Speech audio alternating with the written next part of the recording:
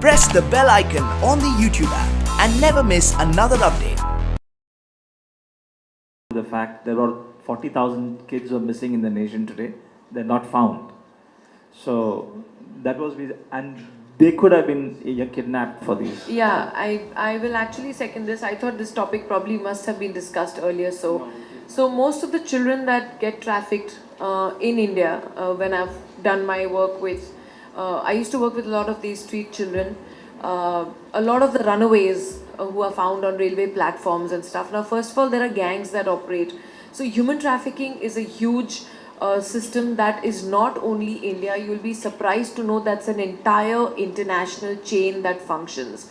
So if you think that a child is kidnapped in India and mostly probably found in India, you will be shocked that child probably be found in Istanbul somewhere.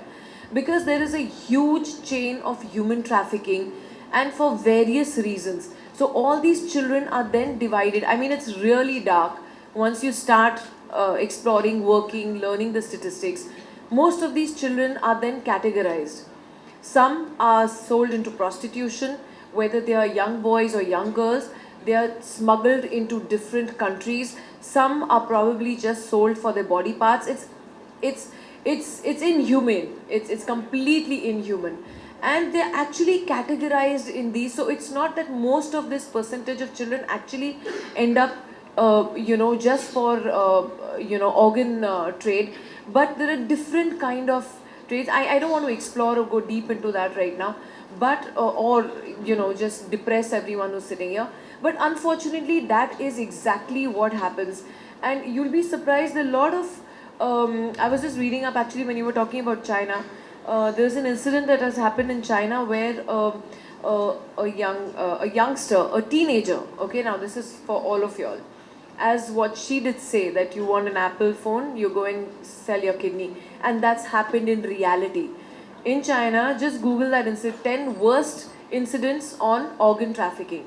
And that pops up, where a teenager, and there was this entire college where all these young teenagers were doing this. They were contacting these hospitals, going and selling their kidneys, and suddenly that kid had a new laptop and a new phone. And the mom was like, what the hell is happening? How did you get this? Where did you rake up this money for this? And he turned around and said, oh, I just went and sold my kidney.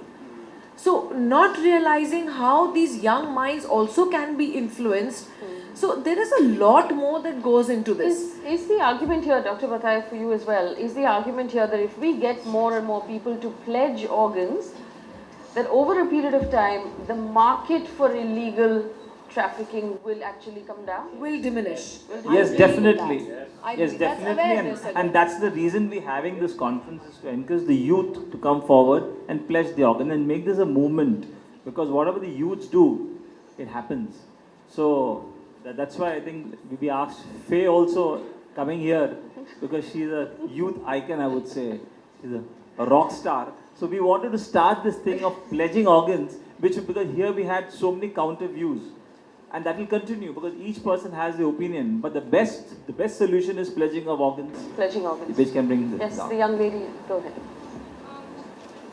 the last point that you said about if the donation becomes legal. Pledging, yeah. Yeah, so if pledging becomes, if everybody pledges and eventually donations raise, so the illegal trade or the trafficking will reduce. It might reduce, but I don't think it will diminish, like it will go completely off, because there are, like ma'am said, there are kids being sold outside of India. There are kids being, so the organs will still, I think the trade will still go on, and the organs still will be going out of India. So I don't think it will completely go. I think there should be some law. It's not a silver bullet solution, obviously, but yes, go ahead.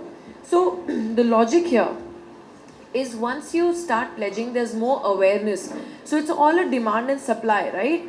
So if you read statistically, the demand is much higher and the supply is very less on legal organ donation. Now, once you start increasing that supply, rather people would go the right way. Unless there's a desperate situation, then you do a crime, right? So that is the basic logic of it all. So as I'm very thankful to Xavier's and to Dr. Abraham and everyone here on this panel that they found the time to come here and actually talk to you all. I feel a lot more initiatives like this need to be undertaken. I'm telling you, there's very, very, very less awareness. I do support a lot many organizations, but unfortunately, the least that I do appearances for or initiatives that are taken are actually for organ donation, which is very, very surprising. You know, I've actually spoken to so many of these, our countries full of godmen all over, right? And they have these youth satsangs which are like 50,000, lakhs of people and stuff. And I've actually spoken to them to collaborate, to make short films for them, to screen when they have these lakhs of people sitting in their audiences, you know, to reach out, which I think should become a necessity by even the government, or to make a move that whenever there's a large gathering, a small screening like this should happen. You know, whether it's in theaters or it is in, anywhere which is, and that's all it needs. It needs that correct awareness. Let me take So when we talk about organ trade, No, everyone knows, pass it on. Going around that, close to You just pass it on.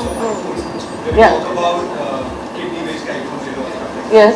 So are we as a generation normalizing trade, or is it like too trivial to be considered? So I think this question has come up, and if I may take the, if I may answer it, about this whole kidney बेच के iPhone खरीदो, is this insensitive? Is it normalizing?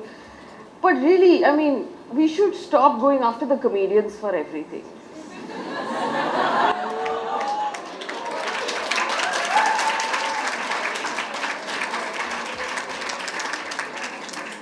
The truth is, if this sort of thing is happening in society, you will have satire and jokes and memes and everything come up around it. We should be fighting the trafficking, not the jokes, right? If you fight the trafficking, then that's the real problem. So I don't really take that much offense to the jokes. Are iPhones expensive? Yes, they are. Are there cheaper options? Yes, there are cheaper options. You don't really need an iPhone. Like you don't need 350 rupee coffee from Starbucks, but people still go out and buy it.